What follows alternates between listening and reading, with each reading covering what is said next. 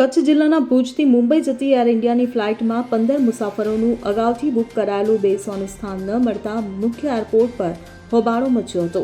ફ્લાઇટમાં તમામ સીટ ફૂલ થઈ જતા આ મુસાફરોને પ્લેનમાં બેસવાની જગ્યા ન મળી અને ફ્લાઇટ બાકી રહેલા મુસાફરોને મૂકીને ઉડી ગઈ। આ ઘટનાને લઈને મુસાફરો અને એર ઇન્ડિયાના કર્મચારીઓ વચ્ચે તીવ્ર ચર્ચા થઈ, પરંતુ કોઈ યોગ્ય ઉત્તર ન મળતા મુસાફરોનો રોષ વધ્યો।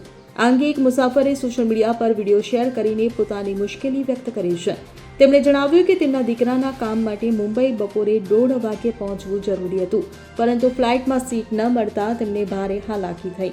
અન્ય મુસાફરોની પણ પ્રતિક્રિયા સામે આવી છે, જેમાં તેમણે પોતાની પાસે મુંબઈ ફ્લાઇટની ટિકિટ હોવા છતાં પ્લેનમાં બેસવાની જગ્યા ન મળતા પરત ફરવાની ફરિયાદ કરી છે। દેશની સર્વોચ્ચ ગણાતી એર કંપનીની આ બેદરકારીથી લોકોમાં ચકચાર પ્રસરી છે। આ પહેલા ભુજ એરપોર્ટ પર ધીમી ચેકિંગ પ્રક્રિયાને લઈને પણ મુસાફરોની ભીડ જમા થતી હોવાની ફરિયાદો સામે આવી હતી। આવી ઘટનાઓથી એર ઇન્ડિયાની પ્રતિષ્ઠા પર પણ અનેકો સવાલો ઊભા થયા છે।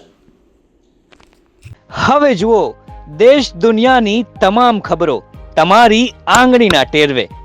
ઉઠાવો મોબાઈલ અને ગૂગલ પ્લે સ્ટોર પરથી ડાઉનલોડ કરો અમારી CN24 ન્યૂઝ મોબાઈલ એપ।